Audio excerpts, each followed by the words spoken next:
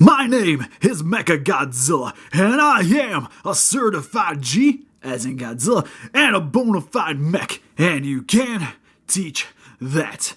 And right here is Titanosaurus, and he is 14 inches tall, and you can teach that. Bodda Boom, Realist Kaiju's in the room. How you doing? Alright, MechaGodzilla, I'm sorry, but I gotta disassemble your tag team. But he's the only Titanosaurus in your collection. Who else am I gonna tag with? But you see, I just recently acquired the new X-Plus 1975 MechaGodzilla to go along with him, so you're just gonna have to find somebody else. But there's no one else that's worthy of being my tag partner. You know what? I got somebody for you. Good old Gabbera. You both can be G's together. How you doing? You know, now that I think about it, the black hole wasn't really that bad. But wait for me, I still need to be certified yet. Hey Rangers, welcome to Super Important Reviews. My name's Steve. My name's Arnes. And today we'll be going over the X-Plus MechaGodzilla 1975. This guy is from the film Terror of MechaGodzilla. If you guys haven't seen it, probably I'm gonna say my favorite MechaGodzilla movie. I do like the Heisei MechaGodzilla. That's probably my favorite MechaGodzilla in total. But this is my favorite movie that MechaGodzilla appears in. That's a big box, Steve. Yes, because this is a 30-centimeter box, which goes with the Titanosaurus I reviewed on this channel not too long ago. If you guys want to watch it, link in the description below. And that's the main reason why I got this, guys, so that I could have his teammate to go along with him. He's got a friend. Yeah, and this is not the Rick Boy. This is the standard version, so you won't get the alternate head or the light-up gimmick for this figure. Aww. But the hatch does still come down. And we will actually, spoiler, I already got this out of the packaging. I'm pretty sure the head is easily removable, so we're going to see if you acquire this, maybe if you'll be able to set up a light-up gimmick, which I might do in some other video on the Geek Chest, because I recently just ordered some lighting and try to mess around with that more. Hopefully it works out. I want to see this, you know? Yeah, at least I can try to light up Gamera again. So anyways, without further ado, for the packaging, the front is pretty much what you get, but it is a nice image of the X-Plus inside of the packaging. We have X-Plus Garage Toys on the top, 1975 MechaGodzilla PE 2016. Steve, what does that garage toy mean? Oh, that's just kind of like what they call the things. And the rest of it is just a giant cardboard box with some legal mumbo jumbo on the back. You didn't show the bottom, Steve. The bottom is important. Let's get him open up out of his cardboard prison. So now that we have MechaGodzilla open up out of his cardboard prison, just want to again point out, doesn't have any accessories, so with the standard version, this is all you're going to be getting. But what's actually really cool about this version is that it's based off, again, the Terror of MechaGodzilla suit. So you guys can notice, even from looking at it from afar, that for the detail work, his body is kind of banged up looking. Yeah. Like, it's not very clean. Like, if you guys seen these, I believe it's the Showa MechaGodzilla, the 74, I think is the one they did, where it's super clean and everything looks very proportionate. It's not going to look like that on this one, because this one's supposed to be replicating the suit. Because for his head sculpt, you'll notice that on this MechaGodzilla, it's actually super clean. Because, to my understanding, the MechaGodzilla head for the second film is actually a redo. Because in the first one, it kind of gets fudged up, so they had to, even in the film, they have to assemble a new head for this MechaGodzilla. And I'm kind of spoiling that movie, but anyways, moving on. For, the details for the head, though, are phenomenal. Really love the, translucent appearance of the eyes within this nice, clear yellow plastic. And that's my concern is when I pop off this head, because I want to see if you can maybe put the little light up gimmick in there.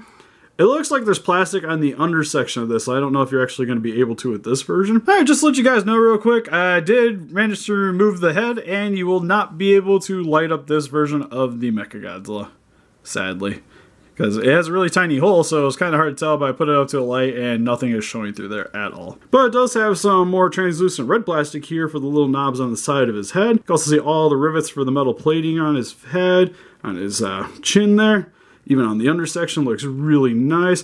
Love his little, I guess I'm going to call it a cowlick that's going on top of his head. His little horn? Yeah, his little horn. And his two little nozzles for his nose. His teeth look really awesome, and even has his little missile pod things for his tongue on the intersection of his mouth. Oh, that is my favorite part when he shoots those in a movie, Steve. Yeah. Yeah. I still don't think you actually watched these movies with me. Just saying. And then when you start moving down the rest of the body here is where you start noticing the banged up work that they have.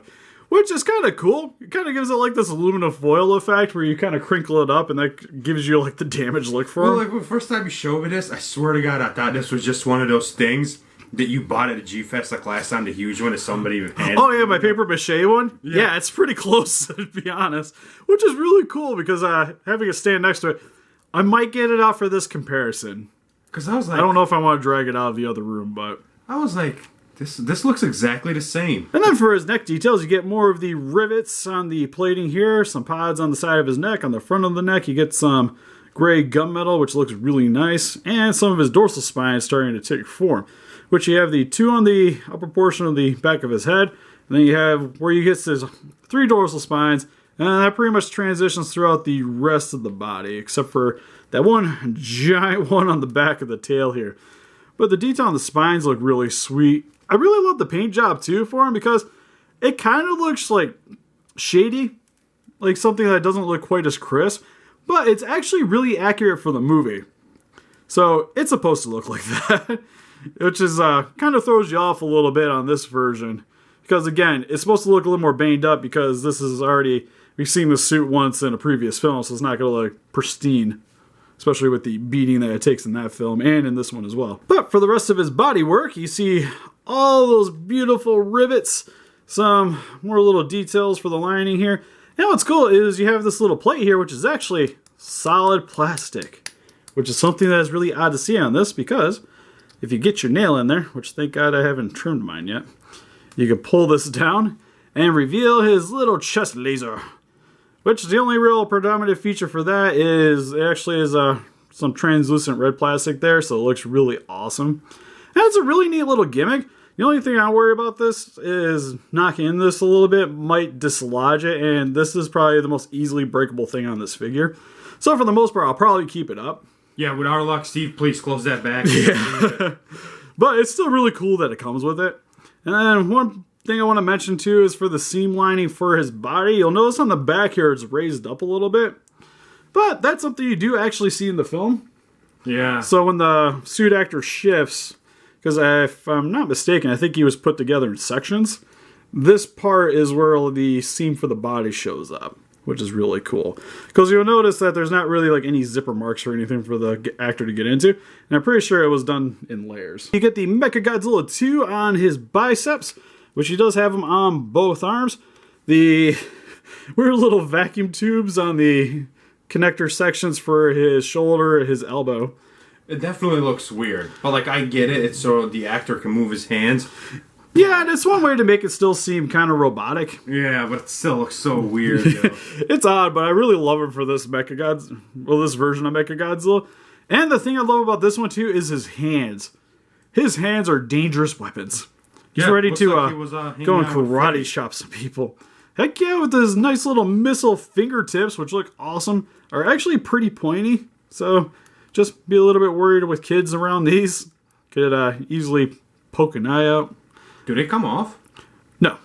But they rotate, but we'll go over that in a second. Well, give me scissors and I'll show you how they come off, Steve. No. But for his hands are actually some of the other parts in this kaiju that actually look very pristine. The metallic silver is very nice on it. It doesn't have the denting that you see on most of the rest of this MechaGodzilla. It looks really nice overall.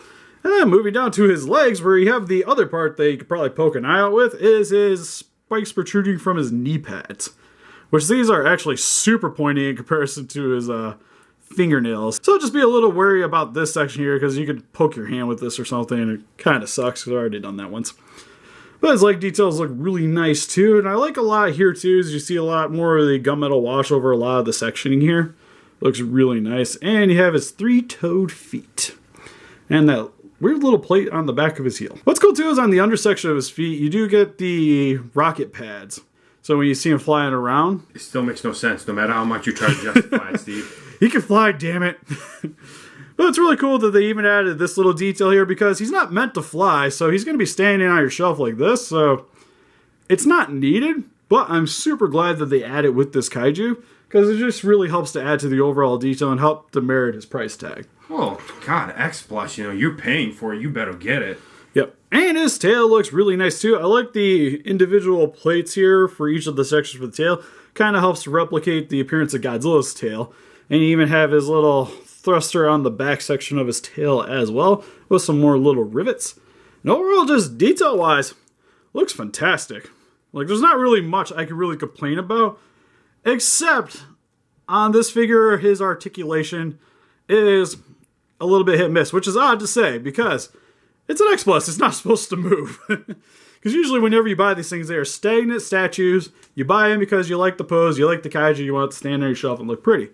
But this guy can actually rotate, which for his head can rotate all the way around, which is not the problem with the rotation, but mine is really, really loose.